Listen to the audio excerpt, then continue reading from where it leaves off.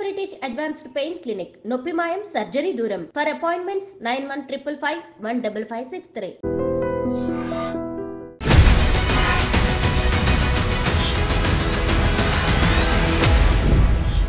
నమస్తే, welcome to iDream inside politics with Kavitha. Musi పునరుజ్జీవన సంకల్ప యాత్రని స్టార్ట్ చేశారు సీఎం రేవంత్ రెడ్డి.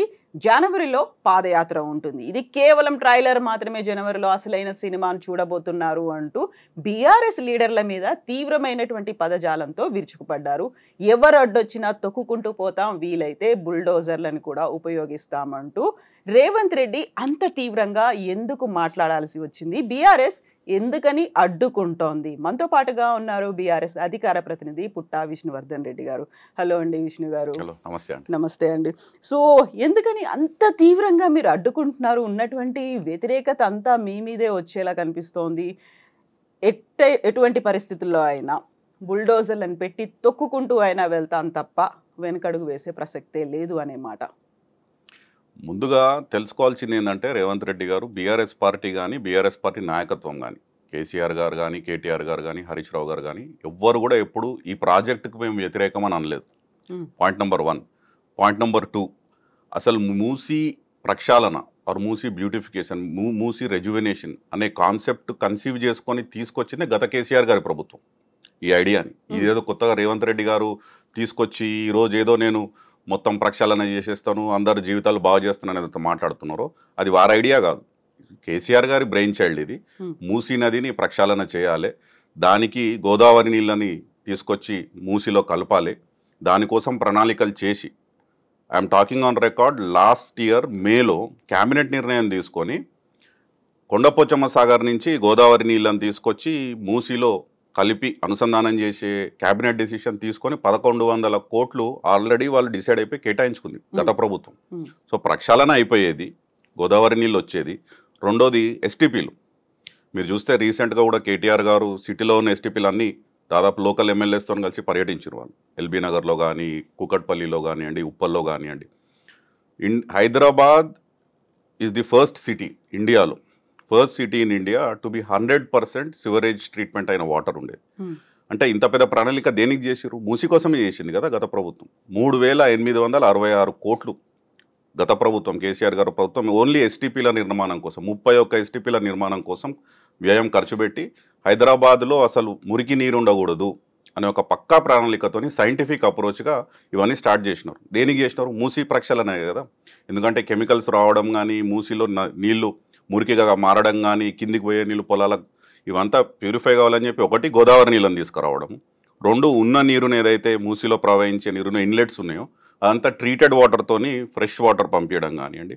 దీంతోపాటు బ్యూటిఫికేషన్, జస్ట్ నాట్ రెజ్యువెనేషన్ ప్రక్షాళనతో పాటు బ్యూటిఫికేషన్ కూడా. అంటే మూసీ పరివాహక ప్రాంతం టూరిజంని అట్రాక్ట్ చేసేటట్టు, అక్కడ నివసించే వాళ్ళకి walking tracks, open air gyms.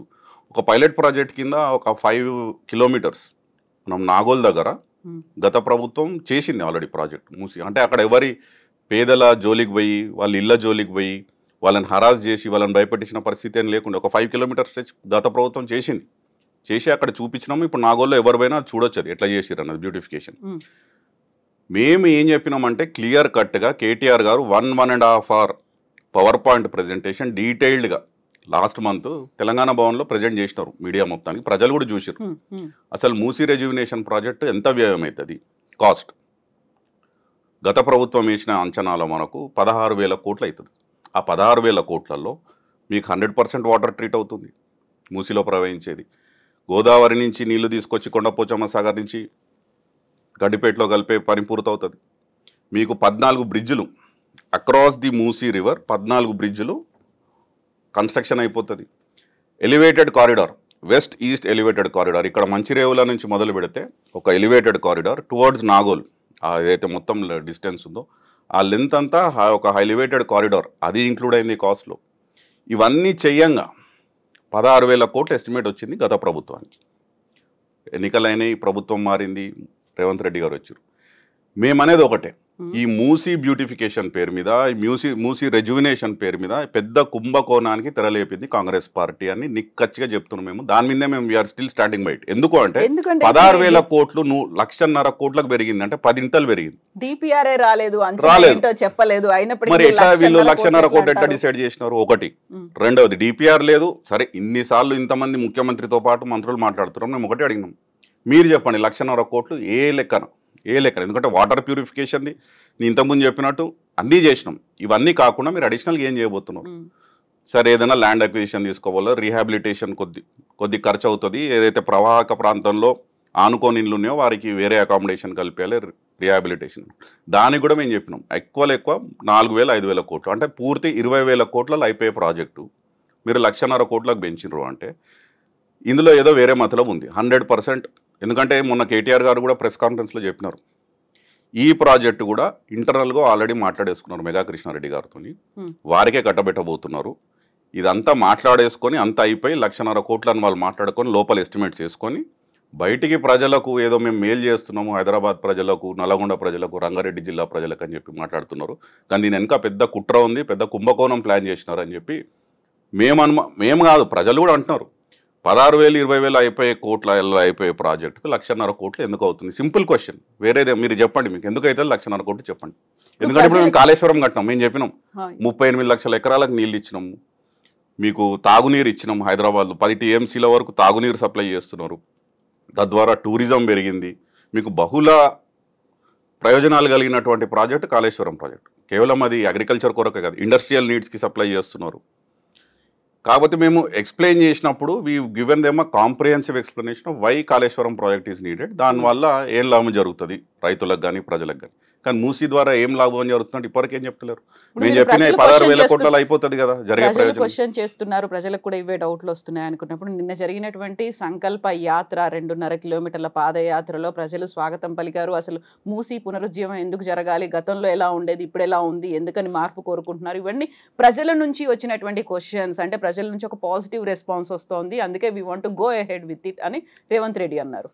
ప్రజల నుంచి పాజిటివ్ రెస్పాన్స్ ఎక్కడ వచ్చిందండి? వారు నడవాల్సింది, పాదయాత్ర చేయాల్సింది హైదరాబాద్లో చేయాలి. వాళ్ళు మూసీ ఎక్కడైతే వీళ్ళు RBX అని మార్కింగ్ చేసినారో ప్రభుత్వ అధికారులు పోయి అక్కడ నువ్వు పాదయాత్ర చేయి, అప్పుడు చెప్తారు ప్రజలు స్వాగతిస్తారా తరిమేస్తారా అక్కడి నుంచి అనేది. మీరు ఇక్కడ నొప్పి ఇక్కడ ఉంటే మీరు ఇక్కడ మందిస్తాను, ఇక్కడ ఆపరేషన్ చేస్తానంటే ఎట్లా? బాధ కలిగింది ఎవరికి? ఇక్కడ పేద ప్రజలకి, మధ్యతరగతి, దిగువ మధ్యతరగతి ప్రజలు 30-40 సంవత్సరాల నుంచి వాళ్ళే చెప్తున్నారు.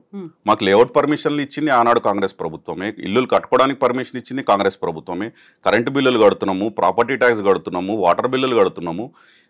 మా తరం అయిపోయింది, మా నెక్స్ట్ తరం వచ్చేసి వాళ్ళ పిల్లలు కూడా పెద్దగా అవుతున్నారు. మేము కలిసి ఉంటున్నాం ఇక్కడ ఈ ఏరియాలో. మీరు ఈ రోజు వచ్చి మార్కింగ్ చేసేసి మీరు అందరు డబుల్ బెడ్రూమ్ ఇళ్ళకి వెళ్ళిపోండి, లేకపోతే ఖాళీ చేసేయండి, లేకపోతే హైడ్రా వస్తుందో బుల్డోజర్ వస్తుందో మేము తొక్కుతాము విరగొడతామంటే ఎవరిని భయపెట్టించే ప్రయత్నం చేస్తుంది రేవంత్ రెడ్డి ప్రభుత్వం. మేమనేది ఒకటే, నిజంగా చిత్తశుద్ధి ఉంటే సెక్యూరిటీ లేకుండా ఎక్కడైతే మీరు మార్కింగ్స్ చేసినారో RBX అని గోడల మీద మార్కింగ్ చేసినారో హైదరాబాద్ నడిబొడ్డున మీరు ఇక్కడికి వచ్చి పాదయాత్ర చేయండి ప్రజల మధ్యలో.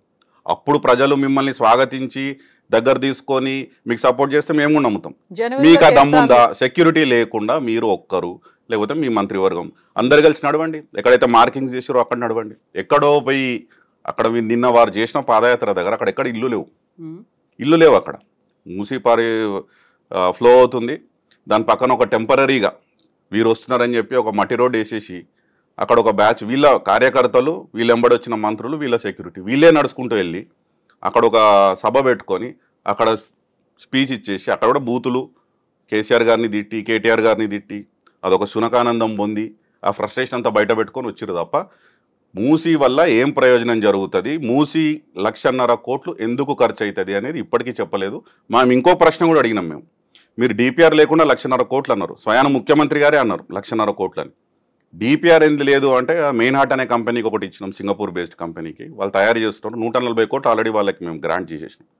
ఆ మెయిన్ హార్ట్ కంపెనీ అనేది ఒక ఫ్రాడ్ కంపెనీ, దాని మీద అనేక కేసులు ఉన్నాయి. పాకిస్తాన్లో 3,000 కోట్లు ఫ్రాడ్ జరిగింది. అక్కడ కూడా వాళ్ళు చేసింది ఏంటిదంటే అక్కడ కూడా ఒక river front project, I don't remember them, rabi river front project ఏదో చేసినారు అక్కడ పాకిస్తాన్లో. అక్కడ కూడా ఎస్టిమేట్స్ మల్టీఫోల్డ్ ఎస్టిమేట్స్ పెంచేసి అక్కడ కూడా 3,000 కోట్ల వరకు ఏదో అవకతవకల్లో ఇన్వాల్వ్ అయ్యారని చెప్పి interpole notice, red corner notice ఇచ్చినటువంటి సంస్థని మీరు ఇక్కడ తీసుకొచ్చి మళ్ళీ రివర్ ఫ్రంట్ ప్రాజెక్టే మూసిది వాళ్ళకి అప్పచెప్పి వాళ్ళకే మేము 140 కోట్లు ఇచ్చేసినాము అంటే ఎవరిని మీరు ఇక్కడ అంటే హైదరాబాద్లో కానీ తెలంగాణ కానీ ప్రజలకు అంత తెలివి లేకుండా ఉన్నారా? అంటే వీళ్ళు ఏం చేస్తున్నారో కనబడకుండా ఫ్రాడ్ కంపెనీరా బాబు అని చెప్పి బయట మేము డాక్యుమెంట్స్ కూడా పెట్టినాం. మేము సోషల్ మీడియాలో కానీ ఇతరతర ప్లాట్ఫామ్స్లో ఆ కంపెనీ మీద ఉన్న కేసులు, వాళ్ళ రెడ్ కార్నర్ నోటీసులు ఇవన్నీ బయట పెట్టినాం మేము. అయినా మీరు అదే కంపెనీకి ఇచ్చి మీరు చెప్పేది చెప్పండి, మేము చేసేది చేసుకుంటూ పోతాం అని ఒక ఏకపక్ష ధోరణి. ఎక్కడ కూడా మీరు అఖిలపక్షాన్ని పిలిచి కూర్చోబెట్టుకొని ఇది మీ గత ప్రభుత్వంలో ఏం ప్రణాళిక చేసిర్రు, 16,000 కోట్లు మాకు ఇది XYZ దాని మీద మాకు స్కోప్ పెరిగింది అందుకే 1,50,000 కోట్లు అవుతుందని ఎక్స్ప్లెయిన్ చేయండి. లాజికల్గా, రేషనల్గా ఒక మెచ్యూర్ డిస్కషన్ పెట్టండి. ఎవడొద్దంటుండు? అఖిలపక్షం ఏర్పాటే కాదు, దీనికోసం ప్రత్యేకంగా అసెంబ్లీ సెషన్స్ని పెడతాము అన్నారు. కాకుంటే అందరూ వాళ్ళకు ఉన్నటువంటి డౌట్లు కావచ్చు, సలహాలు సూచనలతో రమ్మంటే వెళ్ళండి బీఆర్ఎస్ఏ కదా. ఎప్పుడు పెట్టినారు? స్పెషల్ సెషన్ పిలవమనండి. మేము ఇప్పుడు మొన్న కూడా అన్నాం, మీరు స్పెషల్ సెషన్ కేవలం మూసీ బ్యూటిఫికేషన్, మూసీ రెజ్యువినేషన్ మీద పిలిస్తే కేటీఆర్ గారు, హరీష్ రావు గారు అందరికీ సబ్జెక్ట్ ఉంది, అందరికీ తెలుసు, వాళ్ళు వచ్చి మాట్లాడతారు. కానీ మీరు ఏమంటున్నారు?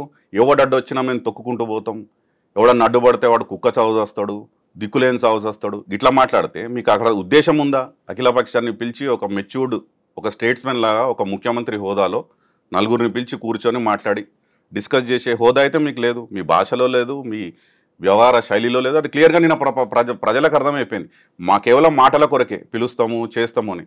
కానీ నిన్న వాళ్ళ మనసులో ఉన్నది మేము చేసుకుంటూ పోతాం, ఎవడడ్డు వస్తే చూస్తాం, బుల్డోజర్లు ఎక్కించి తొక్కుతామని మాట్లాడుతున్నారు. ఇంకా అట్లా మాట్లాడడానికి ఇంకా స్కోప్ ఆఫ్ డిస్కషన్ ఎక్కడ ఉంటుంది? అంత తీవ్ర స్థాయిలో మాట్లాడడానికి కూడా కారణం బీఆర్ఎస్ లీడర్లే. ఎందుకంటే ప్రతి దానికి అడ్డుపడుతున్నారు. అసలు డిపిఆర్ అనేది రాకముందే దానికి సంబంధించి ఇన్ని చర్చలు, అందులో లూటిఫికేషన్ జరిగింది అని ఇన్ని రకాలుగా మాట్లాడుతోంది బీఆర్ఎస్. కాబట్టి ఎవరేమనుకున్నా, ఎవరెంత అడ్డొచ్చినా నేను ముందుకెళ్తాను.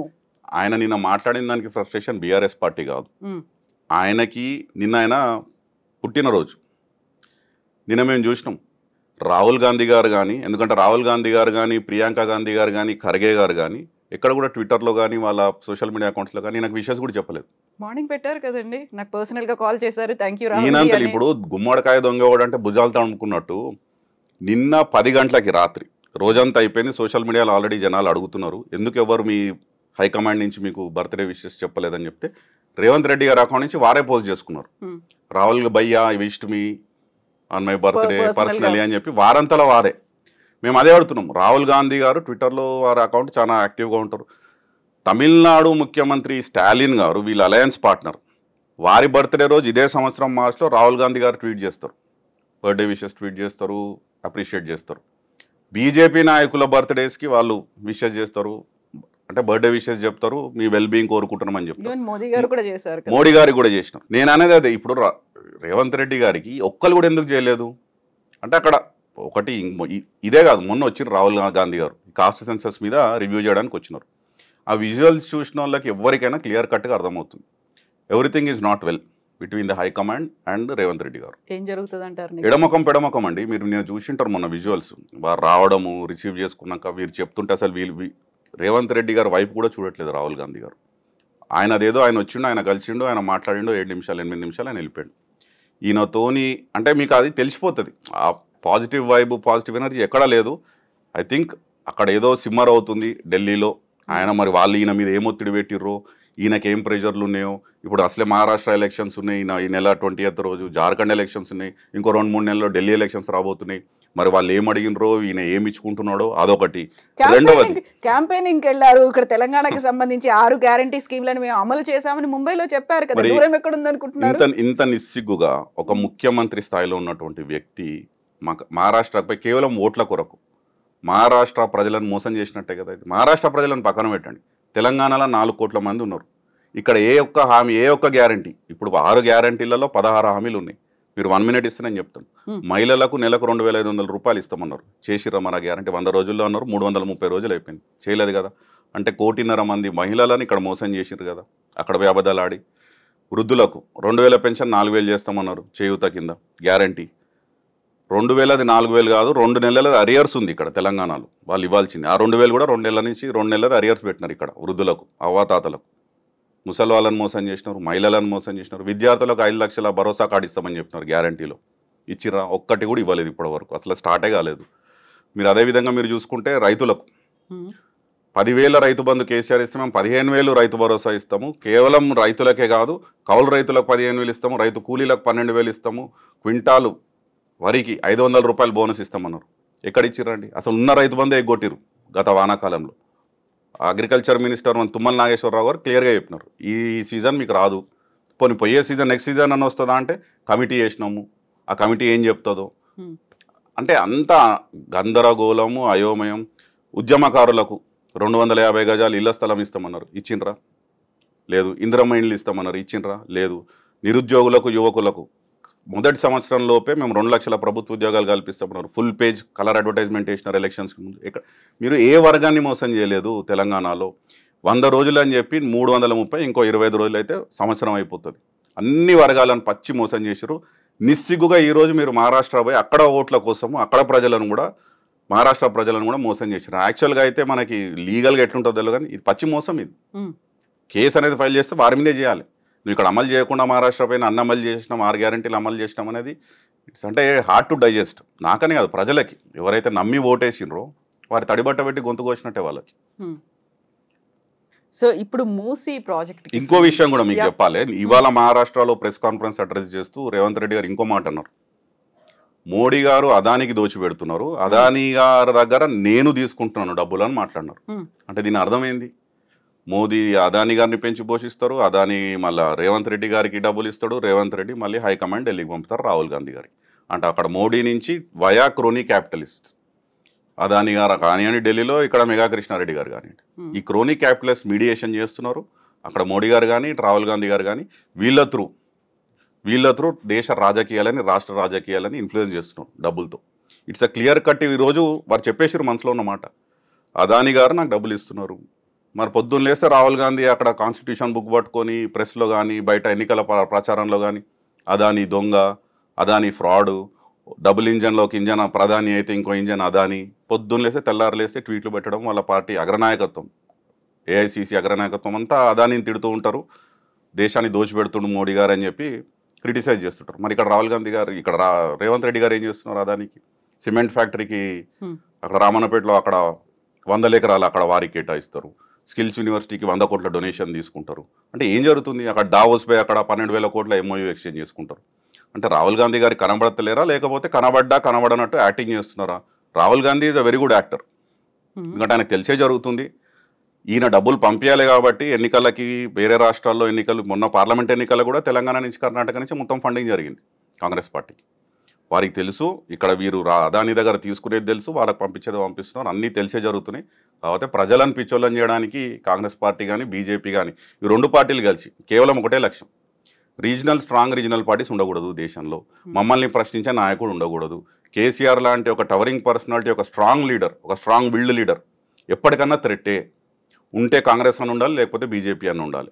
బీఆర్ఎస్ లాంటి ఒక స్ట్రాంగ్ రీజనల్ పార్టీ ఉండకూడదు అనే ఒక పక్కా ప్రణాళికతో కలిసి పనిచేస్తున్నాయి. తెలంగాణలో కాంగ్రెస్ అండ్ బీజేపీ కలిసి పనిచేస్తున్నాయి. It's a classic example. మీరు చూడండి, 8 ఎంపీలు గెలిచారు బీజేపీ నుండి, 8. ఎవరు కూడా ఇప్పటికీ ప్రభుత్వాన్ని ప్రశ్నిస్తలేరు. ఈ సంవత్సరంలో 6 గ్యారంటీల పేర్ల మీద గారడీ జరిగి మోసం చేసినారు ప్రజలని. మీరు 420 వేరే హామీలు ఇచ్చినారు డిక్లరేషన్ల పేరిట, ఏ ఒక్కటి కూడా పూర్తి చేయలేదు.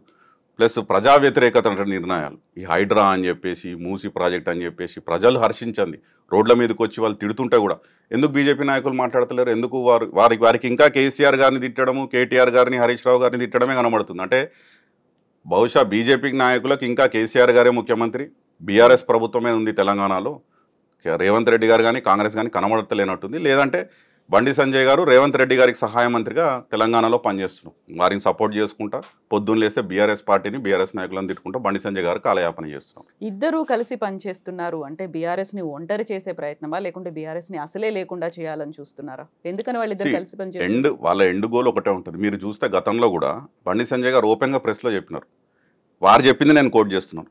ఏమన్నారు? కాంగ్రెస్ వాళ్ళని ఉద్దేశించుకుంటూ, మీరు మేము కొట్లాడకూడదు, మీరు మేము కొట్లాడొద్దు, మన ఇద్దరం కలిసి ముందు బీఆర్ఎస్ని బొందబెట్టాలి. ఇది నా మాటలు కాదు, బండి సంజయ్ గారు ప్రెస్లో మీడియా ముందు మాట్లాడిన మాట. ఇది వీడియోస్ కూడా ఉన్నాయి. క్లియర్గా మెసేజ్, అంత క్లియర్గా మెసేజ్ ఇచ్చినాక మనం ఇద్దరం కలిసి బీఆర్ఎస్ పొందబెట్టాలని చెప్పినాక where is the question arise? అదే బండి సంజయ్ నిన్ననే ఇంకొక మాట అన్నారు, కేటీఆర్ అరెస్ట్ చేయకపోవడానికి ప్రధాన కారణం వీళ్ళిద్దరూ కలిసి పని చేస్తున్నారు కాబట్టి అరెస్ట్ చేయట్లేదు అనేది. కేటీఆర్ గారిని అరెస్ట్ చేయాలంటే కేసులో పసు ఉండాలి, ఫస్ట్ కేసులో దమ్ము ఉండాలి. నిన్న మొన్న ఏం లీక్లు ఇచ్చినారు మీడియాకి? ఫార్ములా ఈలో ఏదో జరిగిపోయింది, గందరగోళం జరిగిపోయింది, ఏదో ఫ్రాడ్ జరిగింది, కరప్షన్ జరిగింది అని చెప్పేసి మీడియాకి చిన్న లీక్ ఇచ్చేసి ప్రజల మైండ్ కండిషన్ చేసేసి రేపు అరెస్ట్ చేసిన పెద్ద అప్రూవర్ రాకుండా ఇది ఏదో డ్యామేజ్ కంట్రోల్ చేసుకోవాలని ప్లాన్ చేసుకున్నారు. కేటీఆర్ గారు ఏం చేసినారు? ఆ వార్తలలో లీకులు పత్రికలు రాగానే అసలు జరిగింది ఏంది నేనే చెప్తా ప్రజలకు, వాళ్ళు వచ్చి చెప్పి ప్రజలని కన్ఫ్యూజ్ చేసే బదులు అసలు వాస్తవాలు ఏంది, as a municipal minister has taken a decision within my authority, I am the competent authority అంటే హెచ్ఎండిఏ నుంచి అక్కడ జరిగింది ఏంది అండి ప్రజలకు కూడా తెలవాలి. ఫార్ములా ఈ రేస్ జరిగినప్పుడు 2023 ఫిబ్రవరిలో జరిగింది లాస్ట్ ఇయర్. అంతకుముందు జరిగిన ఒప్పందం ఏంది? తెలంగాణ ప్రభుత్వంతో FIA ఫెడరేషన్ ఇంటర్నేషనల్ ఆటోమొబైల్, అదొక అంతర్జాతీయ సంస్థ. Motor sport is one of the most viewed and most loved sport in the world. మీరు ఇప్పుడు మొన్న ఫార్ములా ఈ జరిగితే 49 కోట్ల మంది చూసారు. అది ప్రత్యక్షంగా కానీ టీవీలో కానీ డిజిటల్ మీడియాలో కానీ 40 కోట్ల మంది చూసారు. అంటే ఎంత ఆదరణ ఉంది ఆ స్పోర్ట్కి. ఆ స్పోర్ట్ తెలంగాణకి రావాలి, హైదరాబాద్కి రావాలని చెప్పి చాలా కృషి చేసి చాలా శ్రమపడి తీసుకొచ్చారు. ఉట్టిగానే ఆషామాషిగా రావవి.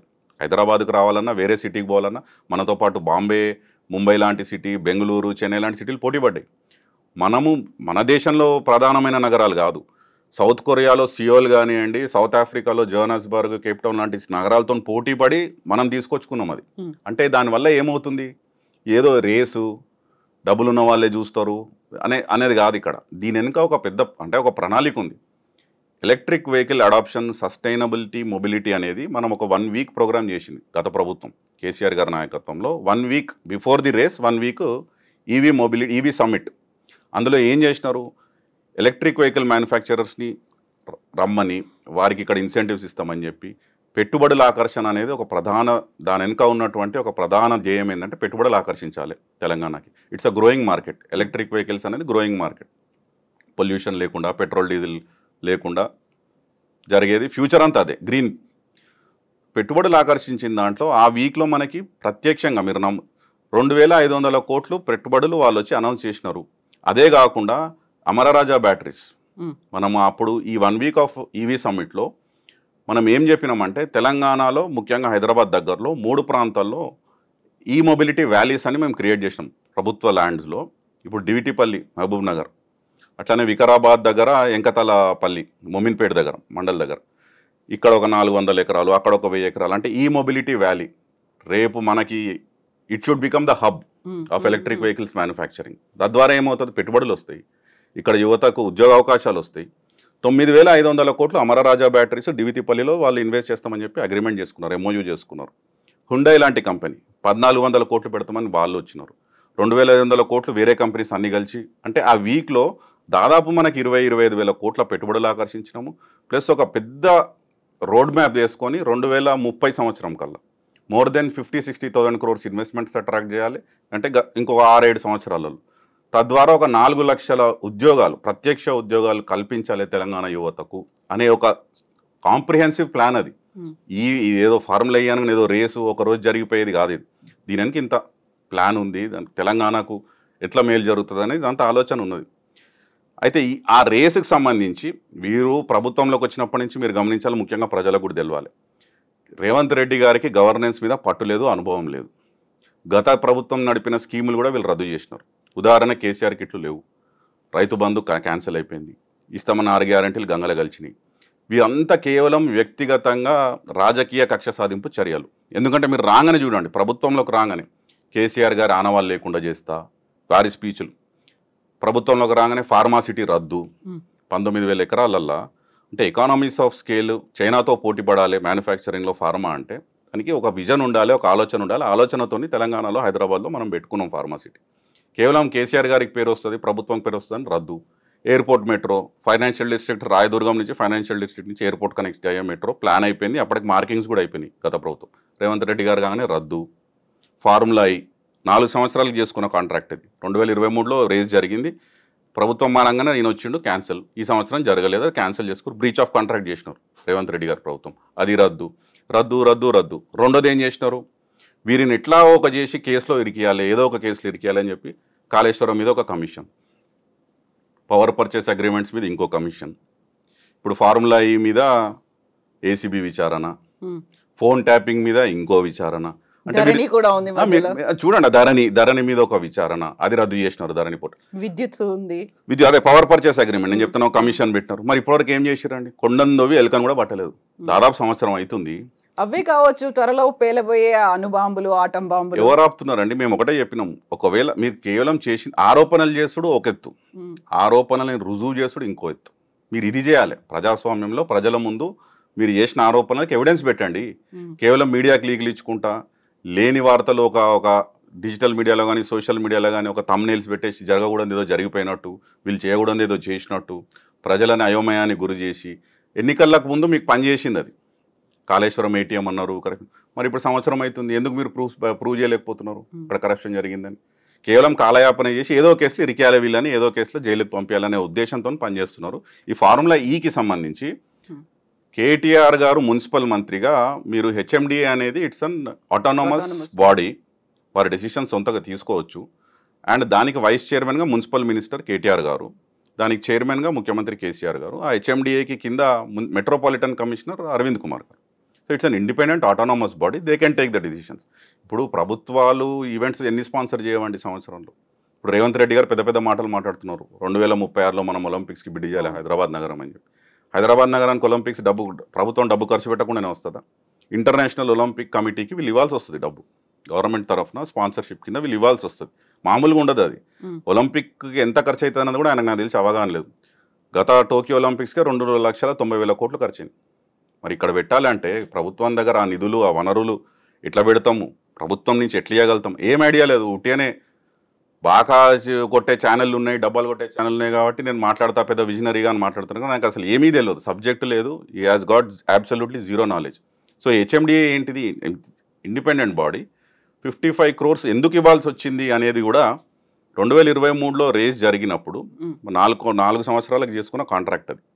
గ్రీన్కో అనే ఒక ప్రైవేట్ ఇన్వెస్ట్మెంట్ చేసినారు 2023లో. వారు 100 crores ఇన్వెస్ట్ చేస్తే ప్రభుత్వం తరఫు నుంచి ఒక 35-40 crores, అంటే టోటల్గా 140-150 crores ఆ ఈవెంట్ జరిగింది. తద్వారా నేను ఇంతకుముందు మీకు చెప్పినట్టు ఎన్ని వేల కోట్ల పెట్టుబడులు వచ్చినాయి, ఎన్ని ఉద్యోగ అవకాశాలు కల్పించబడ్డాయి.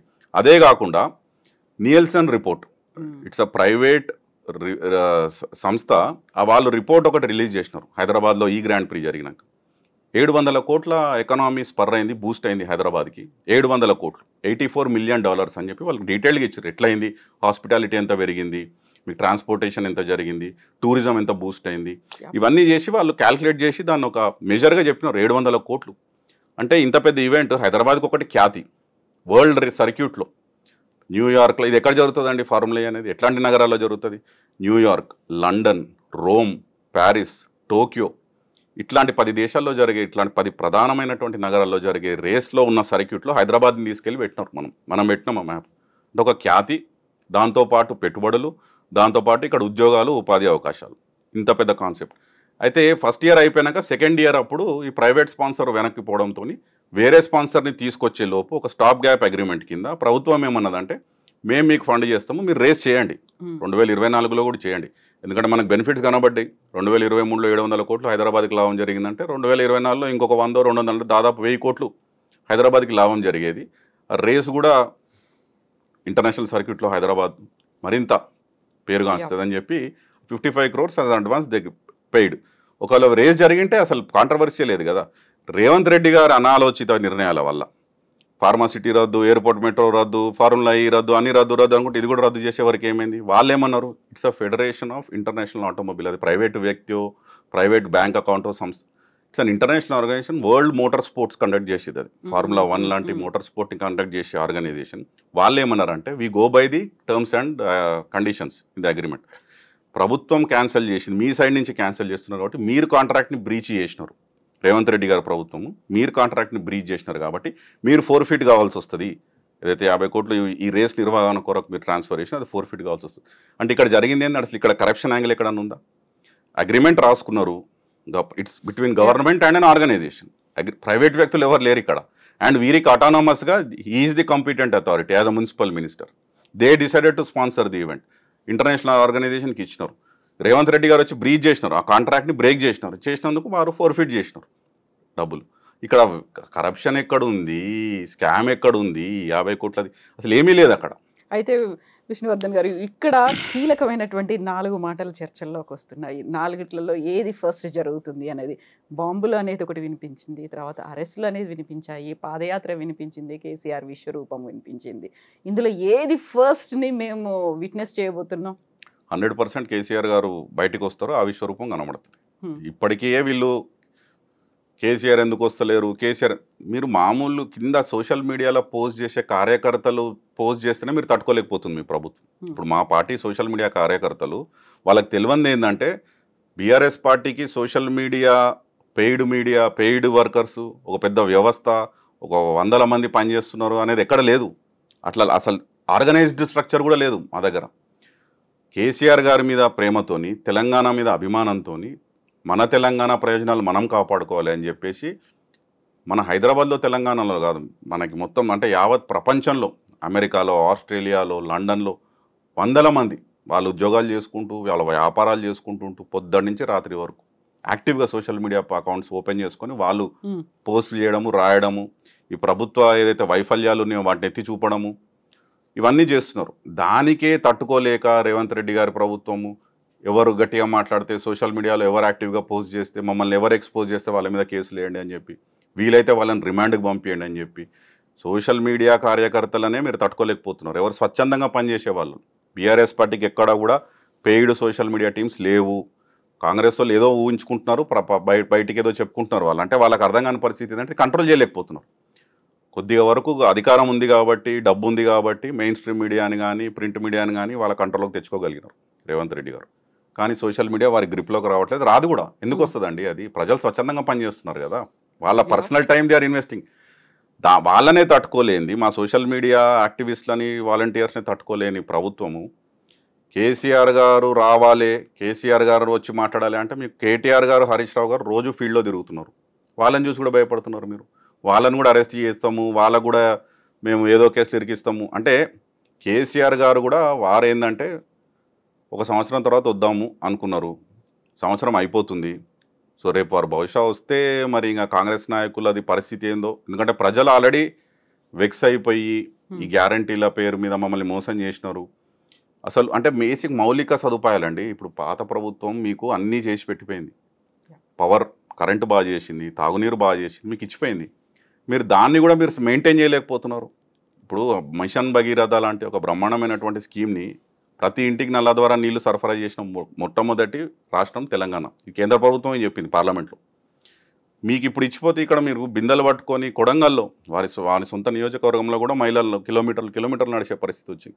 అంటే మీరు ఆ స్కీమ్ని ఏదైతే ప్రాజెక్ట్ ఉందో మెయింటైన్ కూడా చేయలేకపోతున్నారు. కరెంటు కష్టాలు మీరు చూసినారు మొన్న ఎండాకాలంలో, రైతులు రోడ్ల మీదకి వచ్చిండ్రు. హైదరాబాద్లో వాటర్ ట్యాంకర్ల విడత స్టార్ట్ అయింది. అంటే ఏదైతే చేసి ప్రభుత్వం మీకు ఇచ్చిపోయిందో దాన్ని కూడా మీరు చక్కగా నడిపే తెలివి కానీ గవర్నెన్స్ చేసే ఇది కానీ మీకు లేదు. కాబట్టి మేము చెప్పేది ఏంటిదంటే మీరు చెప్పిన 4 అంశాలలో బాంబులు తుస్సుమన్నాయి.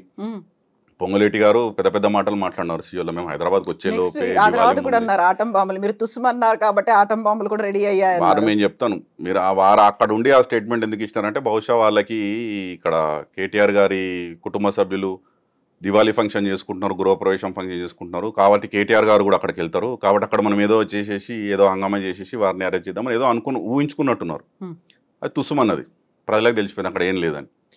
ఇప్పుడు ఆ ఫ్రస్ట్రేషన్లో బయటకు వచ్చేసి ఫార్ములా ఈ మీద ఏదో ఒకటి చేసేసి మనము ప్రూవ్ చేసుకోవాలి ఆటం బాంబు గీటం బాంబు. అది మేము క్లారిటీ ఇచ్చేసినాము. కేటీఆర్ గారు కూడా క్లియర్గా ప్రెస్ మీట్ పెట్టి చెప్పినారు అక్కడ కేసే లేదు అసలు. ఫస్ట్ ఆఫ్ ఆల్ అక్కడ ఏం జరగలేదు. మీరేదో ప్రజలకు క్లారిటీ ఉంది, వీళ్ళ క్లారిటీ లేదు. ఆ ఫ్రస్ట్రేషన్లో ఇంతకుముందు చెప్పినట్టు రేవంత్ రెడ్డి గారికి కానీ వారి మంత్రివర్గానికి కానీ హైకమాండ్ నుంచి ప్రెషర్ ఉంది, ఇంటర్నల్గా లుకలుకలు ఉన్నాయి. వారికి సంవత్సరం అవుతుందండి క్యాబినెట్ విస్తరించుకోలేకపోతున్నారు. ఎందుకు? 6 మంత్రులు ఇంకా వాళ్ళు ఎందుకు పెట్టుకోలేకపోతున్నారు? ఖాళీ ఎందుకు ఉంది? సంవత్సరం అవుతున్నా కానీ ఇంటర్నల్ లుకలుకలు. వీళ్ళకి ఇస్తే వాళ్ళు ఏమంటారో, వాళ్ళకి ఇస్తే వీళ్ళు ఏమంటారో, ఎవడు నా కుర్చీ గుంజుకుంటాడో ఈ బాధ. పైనుంచి వాళ్ళ డబ్బులు హైకమాండ్ ఎలక్షన్స్ ఎక్కడ ఉంటే అక్కడ పంపించే బాధ. ఇంట్లో ఏం జరుగుతుందో కూడా మాకు తెలియదు. చాలామంది చెప్తున్నారు ఇంట్లో కూడా అన్నదమ్ముల మధ్యలో అక్కడిక్కడ కొద్దిగా డిఫరెన్సెస్ ఉన్నాయి, ఇదంతా జరుగుతుంది గందరగోళం. సో వారికి కేవలం ఫ్రస్ట్రేషన్లో ప్రజలకు డెలివరీ చేయలేదని చెప్పి వారికి ఇంతకుముందు నేను అనుకున్నట్టు ఆ సర్వే రిపోర్ట్స్ కూడా తెప్పించుకుంటారు ఎవ్రీడే గ్రౌండ్లో ఎట్లుంది అని చెప్పి. మీరు బయట సోషల్ మీడియాలో చూస్తే అర్థమైపోతుంది ప్రజలు ఏ రకంగా మాట్లాడుకుంటున్నారు, ఎంత వ్యతిరేకత పెరిగింది, ఎట్లా తిట్టుకుంటున్నారు ఈ ప్రభుత్వాన్ని అని చెప్పి. వారికి ఆ సర్వే రిపోర్ట్స్ వస్తున్నాయి. సంవత్సరంలోపే ప్రజలు డిసైడ్ అయిపోయినారు కేసీఆర్ గారి ప్రభుత్వమే బాగుండే, తప్పు జరిగిండొచ్చు, ఈ రేవంత్ రెడ్డి గారి ప్రభుత్వం ఎంత తొందరగా పోతే అంత మాకు బెటర్ అనే ఫీలింగ్ ప్రజల్లోకి వచ్చిందని చెప్పి వారు సర్వే రిపోర్ట్స్ కూడా చూస్తుండొచ్చు. ఇవన్నీ కలిపి ఫ్రస్ట్రేషన్లో మాట్లాడిన వాళ్ళు. వారిని చూస్తే మాకు కోపం రాలే నిన్న. నాకైతే సింపతి పిటి వచ్చింది రేవంత్ రెడ్డి గారిని చూస్తే. ఎందుకంటే ఒక వ్యక్తి తన లైఫ్లో రాజకీయ నాయకుడుగా ఒక అత్యుత్తమ స్థాయికి ఎదగాలి అంటే రాష్ట్రంలో ముఖ్యమంత్రి ఆ స్థాయికి వచ్చిండు. సరే ఎట్లా వచ్చిండో వచ్చినాక నేను తెలంగాణ ప్రజలకు ఏం చేయాలి, నాకు ఒక దూరదృష్టి ఏంది, నాకు ఒక విజన్ ఉండాలి, నేను దాన్ని ఎట్లా అంటే కమ్యూనికేట్ చేసుకొని ఎట్లా ప్రజలను కలుపుకొని ముందుకు తీసుకుపోయి ఆ విజన్ అచీవ్ చేయాలి. ఎక్కడా ఇది లేదు. మేము చెప్పినట్టు కేవలం రాజకీయంగా కక్ష సాధింపు చర్యలు, కేసీఆర్ గారి పేరు ఉండొద్దు, కేసీఆర్ గారి ఆనవాళ్ళు ఉండొద్దు. వారు ఓపెన్గా మాట్లాడిన మాటలే, మేము చెప్పడం కాదు. ప్రభుత్వ లోగోలు మారుస్తాము, యాదగిరి గుట్ట పేరు యాదాద్రి అయినందుకు మళ్ళీ బాకి యాదగిరి గుట్ట చేస్తాము, తెలంగాణ తల్లి రూపం మారుస్తాము. ఇవి వారి ఫోకస్ ప్రయారిటీస్ ఇవి ఉన్నాయి. ప్రజలకు కావాల్సిన డెలివరీ ఏదైతే వీళ్ళు ప్రామిస్ చేసిరో వాళ్ళకి కావాల్సిన వాటి మీద లేదు. అన్ఫార్చునేట్ అని మీరు ఎందుకు అనుకుంటున్నారు? జన్మదినం కాదు, జన్మధన్యమైన రోజు అని అంత గ్రాండ్గా అనౌన్స్ చేసిన తర్వాత సరే ఇప్పుడు వారికి భయం ఏంటిదంటే ఇంకా 4 ఏళ్ళు నా ముఖ్యమంత్రి పదవి ఉంటుందా ఉండదా అనేది వారికి మనసులో ఉన్నది. ఎందుకంటే ఇట్స్ కాంగ్రెస్ పార్టీ, అందరికీ తెలుసు అది కాంగ్రెస్ పార్టీ ఎట్లాంటి పార్టీ. మాకు నిన్న రాహుల్ గాంధీ గారు, ప్రియాంక గాంధీ గారు, ఖర్గే గారు విజ్ చేయకపోవడం పబ్లిక్లో సోషల్ మీడియాలో కానీ. రెండవది మొన్న రాహుల్ గాంధీ గారు వచ్చినప్పుడు వారు ఎడమొఖం అసలు వీరికి ఎక్కడ కూడా ఇంపార్టెన్స్ ఇచ్చినట్టు కానీ వెంబడిగా పెట్టుకొని కలిపి తీసుకుపోయినట్టు కానీ అంటే ఒక నెగిటివ్ ఎనర్జీ కనబడదు ఇద్దరి మధ్యలో. క్రిస్టల్ క్లియర్గా రేవంత్ రెడ్డి గారు వారి కుర్చీ ఎట్లా కాపాడుకోవాలి, ఆ కుర్చీ కాపాడుకోవడానికి నేను ఏం చేసుకోవాలి అనే ఫ్రస్ట్రేషన్లో ఉన్నారు తప్ప మిగతా అయితే అక్కడ ప్రజల కోసం నేను పాటుపడాలి, కష్టపడాలి, తెలంగాణని కేసీఆర్ గారు చేసిన దానికన్నా అద్భుతంగా నేను పరిపాలించాలి, ఇటు సంక్షేమంలో కానీ అటు అభివృద్ధిలో కానీ ముందుకు తీసుకుపోవాలనేది ఎక్కడ లేదు. ఎందుకంటే గత 11 నెలల్లో మెట్రిక్స్ చెప్తున్నాయి కదండి, ఏం చెప్పడం కాదు. జేఎల్ఎల్ లాంటిది, నైట్ ఫ్రాంక్ లాంటివి పెద్ద పెద్ద ప్రముఖమైనటువంటి సంస్థలు క్లియర్గా చెప్తున్నాయి. హైదరాబాద్లో ఆఫీస్ అబ్జార్ప్షన్ స్పేస్ 42% పడిపోయింది, హౌసింగ్ సేల్స్ 30% పడిపోయింది, రియల్ ఎస్టేట్ వ్యాపారులు ఎక్కడికక్కడ ఇంకా వాళ్ళని కదిలిస్తే ఏడిపే తక్కువ. బిల్డర్లు అయితే పర్ స్క్వేర్ ఫీట్ నడుస్తుంది, స్క్వేర్ ఫీట్కి 100నో 150 ఎవరికి ఇవ్వాలో తెలియదు, ఎక్కడ గాలిలో దీపం పెట్టినట్టు మా పరిస్థితి అయిపోయింది. అంటే ఏ ఒక్క వర్గం కూడా, నేను రియల్ ఎస్టేట్ అనే కాదు, మీకు ఏ ఒక్క వర్గం కూడా ఇప్పుడు నేను చెప్పినట్టు ఇంతకుముందు మీకు సంక్షేమం ఏదైతే జరగాల్సింది ఉండేనో గత ప్రభుత్వంలో జరుగుతుండేనో అది కూడా సాఫీగా జరగట్లేదు. కేసీఆర్కి ఇట్లాంటి ఒక బ్రహ్మాండమైన పథకాన్ని తీసుకొచ్చి మెటర్నల్ మార్టాలిటీ రేట్, మాతా శిశు మరణాలు తగ్గించింది. భారతదేశంలోనే టాప్ 3 స్టేట్స్లో తెలంగాణ ఎదిగింది. అంత అంటే వండర్స్. అది కిట్టు బంద్ అయింది. కళ్యాణ్ లక్ష్మి షాదీ ముబారక్కి ₹1,00,000 పాటు తులం బంగారం ఇస్తున్నారు, ₹1,00,000 కూడా కరెక్ట్గా ఇస్తలేరు. అంటే ఒక ప్రజలకు ఏదైతే ఎక్స్పెక్టేషన్స్ ఉండేనో they had very huge expectations. Revanth Reddy garu వస్తుందో మార్పు అవుతుంది, మార్పు జరుగుతుంది, మార్పు అన్నారు. ఈ మార్పు మంచిది కాదు. వీళ్ళకి 5 సంవత్సరాలు ఇంకా 4 సంవత్సరాలు ఎట్లా భరించాలి, మేము ఎట్లా బతకాలి అనే పరిస్థితి ఈరోజు వచ్చింది. అది క్లియర్గా పబ్లిక్ నుంచి వస్తుంది. మాకు అది మంచిదే. అంటే మా పనేది ప్రధాన ప్రతిపక్షంగా ప్రజలకు వాస్తవాలు తెలియాలి, వీళ్ళ వైఫల్యాలు ఎత్తి చూపాలి. వీళ్ళు ఇస్తామన్న 6 గ్యారంటీలు 420 హామీలు వీళ్ళతో ఇప్పియాలి. ఒకవేళ వీళ్ళు ఇప్పియలేకపోతే వీళ్ళు ఫెయిల్ అయినట్టే ప్రజల ముందు. సో మార్పు మంచిదే అని అనుకున్నారు, కాకుంటే వచ్చేటువంటి మరకలన్నీ మీకు మంచివి అవుతాయని మీరు అనుకుంటున్నారు. అంటే ఇప్పుడు రాజకీయాల్లో ఎప్పుడైనా ప్రధాన ప్రతిపక్షంగా అంటే వారు మంచి చేస్తే మంచి అంటాం. మేము ఎక్కడ కూడా వారు ఏదైనా స్కీమ్ తీసుకొస్తే మేము చెడు ఇది అనలేదు. ఇంకొకటి కూడా చెప్పాలి మీకు, తెలంగాణలో కేసీఆర్ గారు ముఖ్యమంత్రి అయినాక వ్యవసాయ రంగంలో వరి దేశంలోనే నంబర్ 1 స్థానానికి తెలంగాణ ఎదిగింది అంటే హర్యానా, పంజాబ్ లాంటి రాష్ట్రాలను తలదన్ని మనం తెలంగాణ నంబర్ 1 స్థాయికి ఎదిగింది. రైతు ఆత్మహత్యలు మొత్తం దేశంలోనే 65% తగ్గి number 1 state in reduction of farmer suicides. ఇది కేంద్ర ప్రభుత్వం పార్లమెంటు సాక్షిగా ఇచ్చిన రిటర్న్ డాక్యుమెంట్లో ఉంది, మేం చెప్పడం కాదు. అంటే రైతులకు ఎంత మేలు జరిగింది. దాదాపు 4.5 లక్షల కోట్లు తెలంగాణ రైతాంగాన్ని ఖర్చు పెట్టింది కేసీఆర్ గారి ప్రభుత్వం. అందులో కేవలం రైతు బందే 73,000 కోట్లు 73 లక్షల రైతులకు వాళ్ళ ఖాతాలో టైంకి జమ చేసింది. ఇంత బ్రహ్మాండంగా చేసి ఇచ్చినటువంటి తెలంగాణని ఈరోజు మీరు మళ్ళీ ఏం రిపోర్ట్స్ వస్తున్నాయి? సోన్ ఏరియా అంటే ఏదైతే గత కేసీఆర్ ప్రభుత్వంలో ఏదైతే మనకు కల్టివేషన్కి ఏదైతే ఉండేనో అది తగ్గిపోయింది. కల్టివేషన్ ఏరియా తగ్గిపోయింది, ప్యాడీ ప్రొడక్షన్ అవుట్పుట్ తగ్గిపోయింది, రైతు ఆత్మహత్యలు. ముఖ్యంగా మీకు ఒకటి చెప్పాలి, ఎండాకాలంలో దాదాపు 200 మంది రైతులు 250 మంది రైతులు ఆత్మహత్యలు చనిపోయారు రకరకాల రీజన్స్. రేవంత్ రెడ్డి గారిని ప్రశ్నిస్తే ఎందుకు ఇట్లా చనిపోతున్నారు రైతులు, రైతు ఆత్మహత్యలు అంతా తగ్గినాయి కదా గత 9 సంవత్సరాలు, ఇప్పుడు ఎందుకు పెరిగినాయి అంటే మీ దగ్గర లిస్ట్ ఉంటే పంపించండి, ఏ రైతు ఎక్కడ చచ్చిపోయినా మేము చూస్తాం, మేము ఆదుకుంటామన్నారు. ఇమ్మీడియట్గా వితిన్ 24 అవర్స్ మొత్తం లిస్ట్ ఇచ్చినాం. ఎక్కడ ఏ ఊర్లో ఏ రైతు చచ్చిపోయాడు, వాళ్ళ ఫోన్ నెంబర్ ఏంది, వాళ్ళదేంది. మరి ఏమైంది ప్రభుత్వం? కేవలం ప్రచార ఆర్భాటాలకు యువతను ఇంకోటి పెద్ద ప్రచారం దుష్ప్రచారం వీళ్ళు ఏం చేస్తున్నారు అంటే కాంగ్రెస్ ప్రభుత్వం మేము 50,000 ఉద్యోగాలు ఇచ్చేసినాం, 10 నెలల్లో 50,000 ఉద్యోగాలు ఇచ్చేసినాం. 50,000 ఉద్యోగాలు కాదు 5,000 ఉద్యోగాలు కూడా ఇవ్వలేదు వీళ్ళు. ఎందుకు అంటే ఉద్యోగం ఇవ్వడం అంటే మీరు నోటిఫికేషన్ ఇవ్వాలి, మీరు పరీక్ష పెట్టాలి, మీరు సర్టిఫికేట్ వెరిఫికేషన్ చేసుకోవాలి, మీరు ఇంటర్వ్యూలు చేయాలి, తర్వాత నియామక పత్రాలు ఇవ్వాలి. వీళ్ళు ప్రభుత్వంలోకి వచ్చినాక చేసింది ఓన్లీ నియామక పత్రాలు ఇవ్వడమే.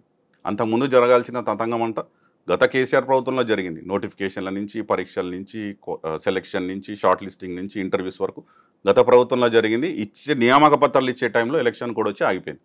మీరు రాగానే నియామక పత్రాలు ఇవ్వడమే కాదు, దానికి ఎల్బీ స్టేడియం బుక్ చేసి ప్రజాధనం ఖర్చు పెట్టి వాళ్ళ కోట్ల రూపాయలు ఖర్చు పెట్టి దానికి ఒక స్పీచ్ ఇచ్చి అంటే ఆ ఫుల్ పేపర్ అడ్వర్టైజ్మెంట్లు ఇచ్చి మేము రాగానే ఇచ్చేసినాం మేము. ఇప్పుడు ఎవరిని మభ్య పెడుతున్నారు అండి? వాళ్ళకైతే తెలుసు కదా, ఉద్యోగాలు వచ్చిన వాళ్ళకైతే తెలుసు, వాళ్ళు ఎప్పుడు ఎగ్జామ్ రాసిర్రో, వాళ్ళు ఏ ప్రభుత్వం ఉన్నప్పుడు వాళ్ళకి ఆ నోటిఫికేషన్ వాళ్ళకైతే తెలుసు.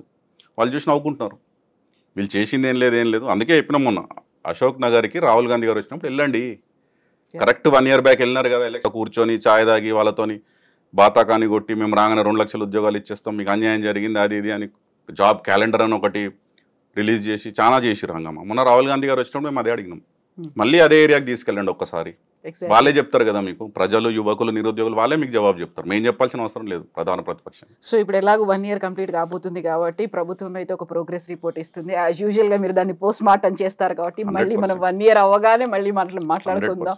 సో ప్రోగ్రెస్ రిపోర్టా పోస్ట్ మార్టమా ఏంటి అనేది తెలుసుకుందాం. థ్యాంక్ యూ సో మచ్ అండి విష్ణు గారు. Thank you.